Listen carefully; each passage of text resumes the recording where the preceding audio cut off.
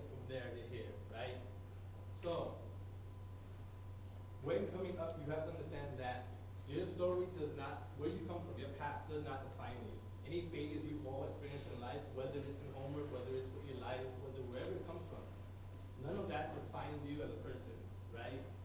I was a former gang member. I got in a lot of trouble. I got suspended. I've been kicked out of high schools. I was someone who was not supposed to make it to this point, right?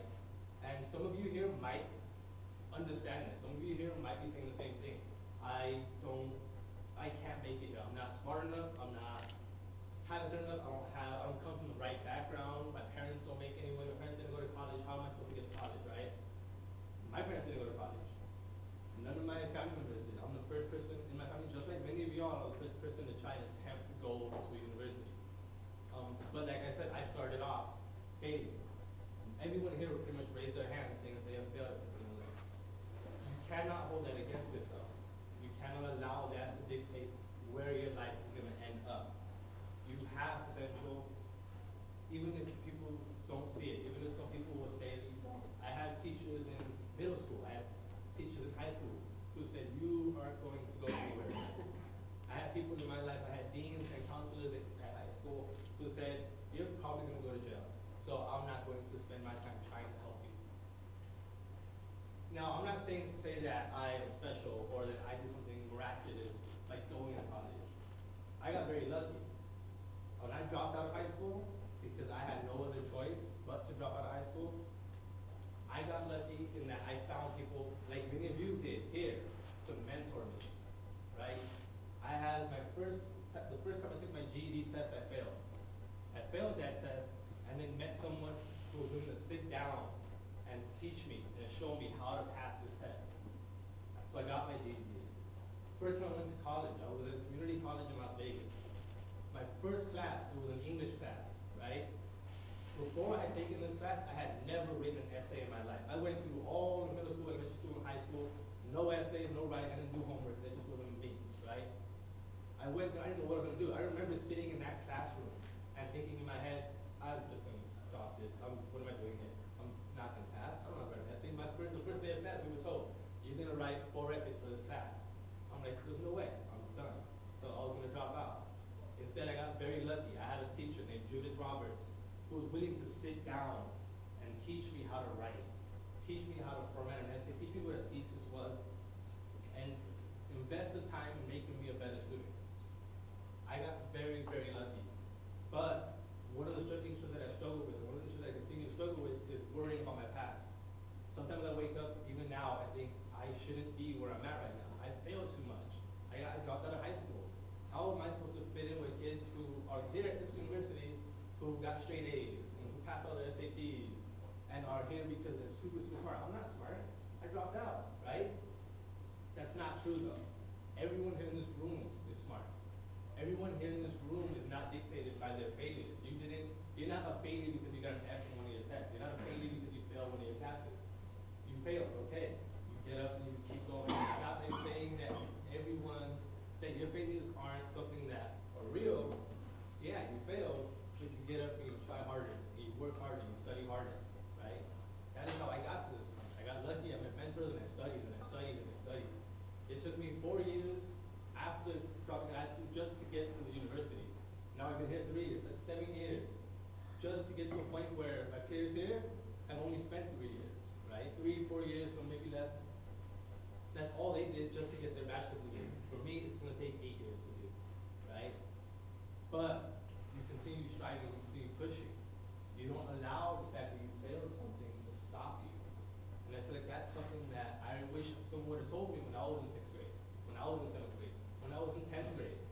If someone would have sat down and said, hey, yeah, you failed middle school, you failed your 9th grade year, but you know what?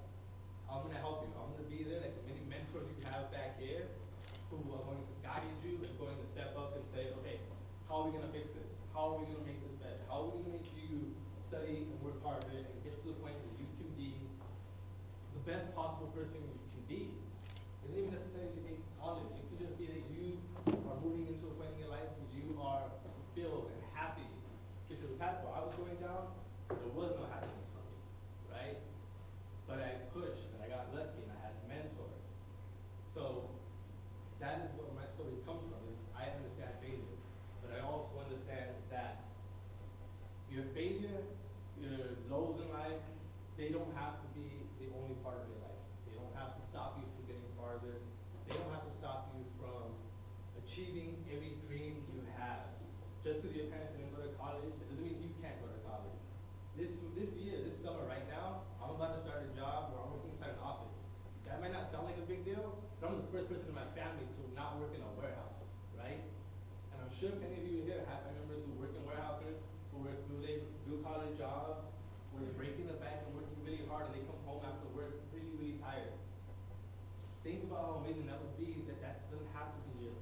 your life.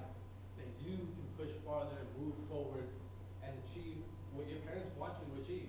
They want you to have a better life. That's what all parents want, is for you to have more than what they ever had. That's the blessing that I got now that I'm gonna have a job where I work in an office. Which sounds like nothing, which I'm sure many people here at the university take for granted. But for those of us who understand struggle and understand failure, that's a big thing to come out of that situation, right? So what I want to impart on you, the lesson that I hope you take away from any talk that I give to you, is that you are not your failures. You are not a burden. You are not someone bad because you did a bad thing. Plenty of people do bad things. It happens. You move up. You push forward. You strive to be better, right? So that's what my challenge is for all of you here for the rest of the time you are in DFS. Be better. If you fail, fine, you fail. Start again. Pick up. Keep moving. Don't allow your failures to tell you where you're going to be in life. Alright? I want to thank y'all for listening to my story.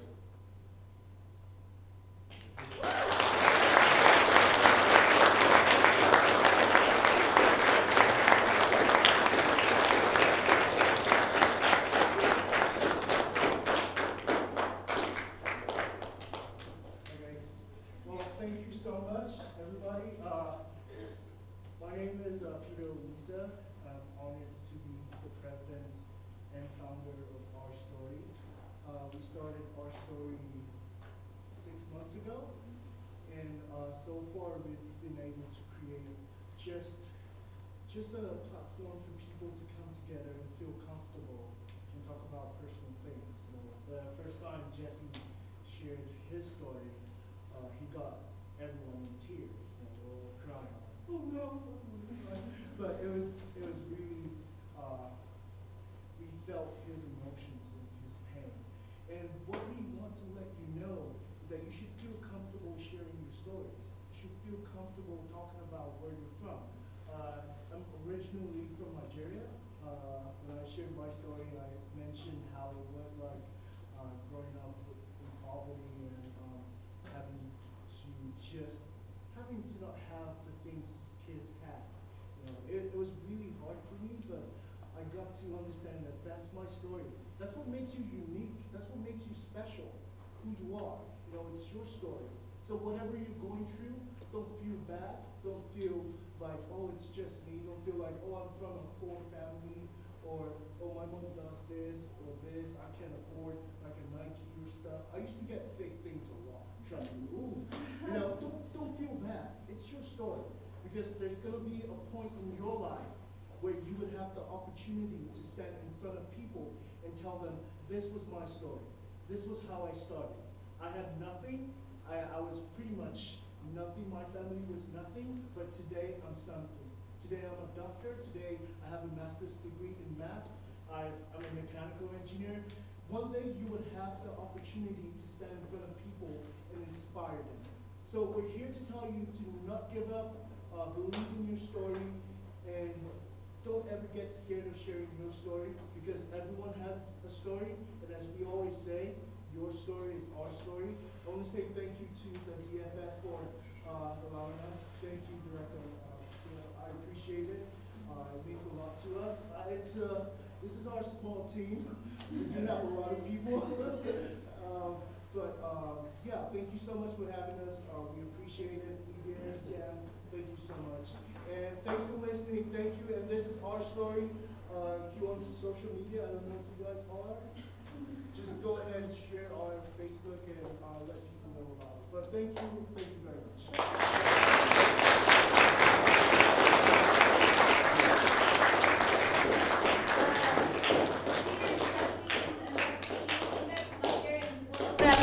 A few questions to see if our middle schoolers have anything that they're curious about.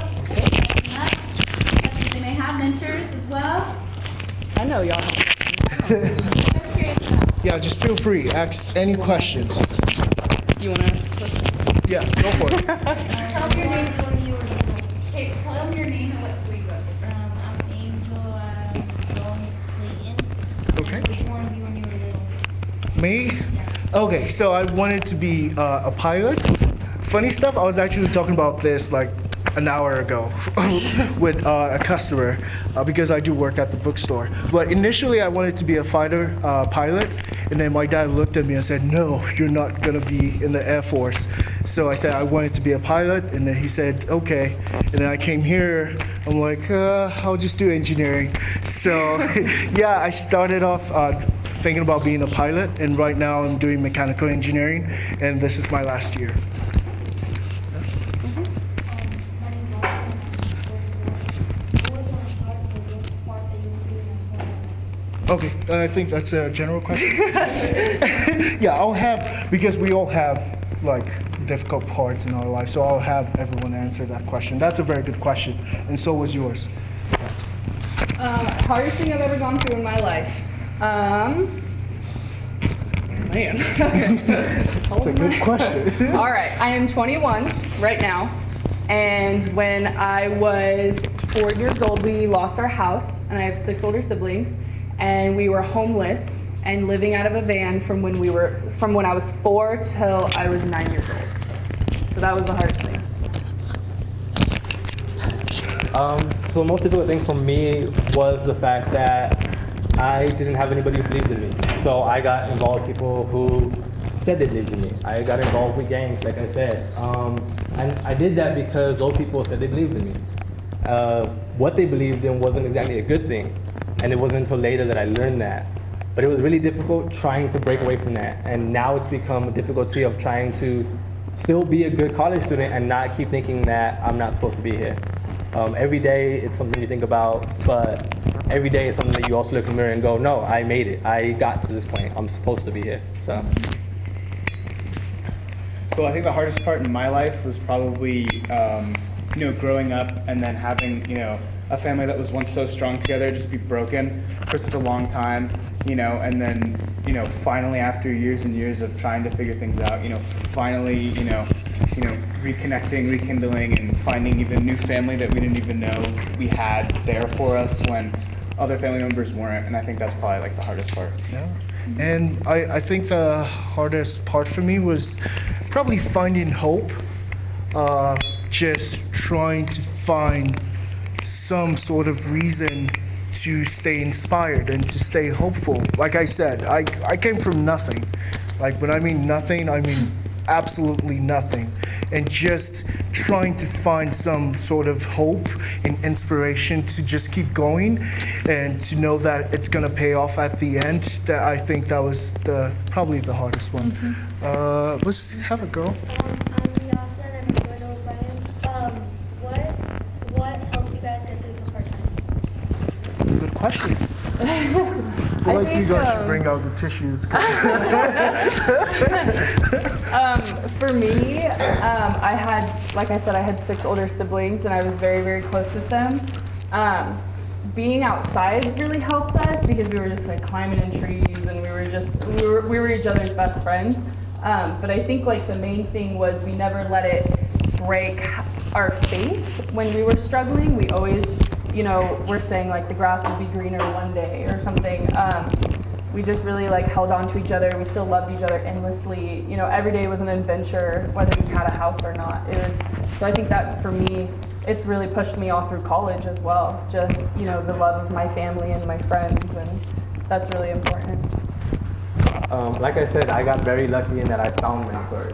I found people who were willing to invest the time in making sure that I could succeed in life. That was, like, if they didn't show up in my life, if I didn't have that English professor, if I didn't have the person who taught me to go through the GED test, I wouldn't have passed, I wouldn't have gotten anywhere. And so I don't know if I would be here right now. So mentors is really the big thing.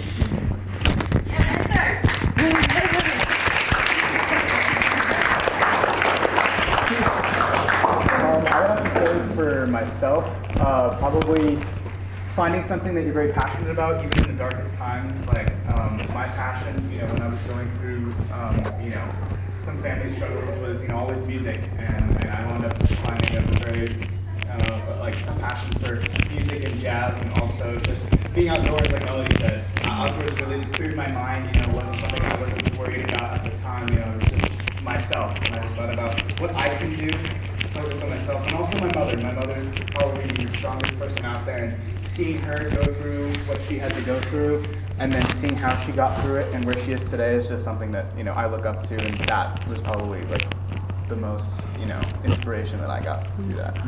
I'm gonna say exactly the same thing as him. I would pretty much say my mom, because she was pretty much the only person there for me. But how I got through it, I'd say listening to my mom and finding the right friends. I think those are the two things. I listened to my mom a lot, and she just kept inspiring me and telling me, well, it's not always gonna be like this. You know, you're gonna end up being great. You're gonna end up being successful. Just keep studying and just go to classes, keep the right friends, and everything's gonna be fine. So my mom got that angle, and then my friends, I chose the right friends, and I was able to, you know, stay in class when I was supposed to be in class, and just study. And I made friends with like the super smart kid. It was the most annoying thing ever. I tell you, it's really annoying to be friends with smart people, but it's very easy for someone to pull you up than it is for you to move up yourself. I could make a very practical illustration. If I want to go up here, it's going to take me a whole lot of effort to climb this desk. But if I have Oscar standing here and he pulls me up, it's going to be easier. The same thing applies to academics and knowledge. If you meet someone that knows more than you, it'll be easier for you to understand whatever concept. So with math and whatever. But if you try to learn it by yourself, it might be difficult. And that's pretty much how my friends helped me. And I ended up being one of those annoying smart kids. So yeah, that's pretty much how I got through that. Yeah. Any other questions? I know. Let's do one more question, and then you guys have to go off on the buses. We're talking about Yeah, well, I think he had his hand up first, and then she. Do rock, paper, scissors, quick. Okay, go for it. My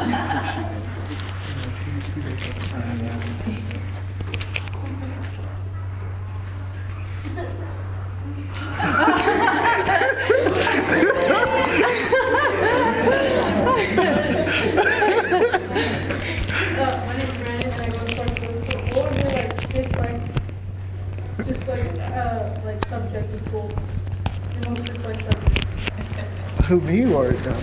Yeah. I hate science so much. I will never look at a science book ever again in my life. That being said, you have to do it in order to get through. So I just barely scraped by. But you shouldn't do that. You should.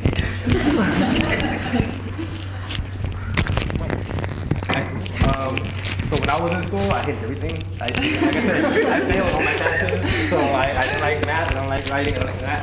It wasn't until after I got out of school and really started having people who I felt like they actually believed in me that I really started studying, and I learned that even though I thought I was really dumb, I liked writing. I liked doing math. I liked the social studies classes.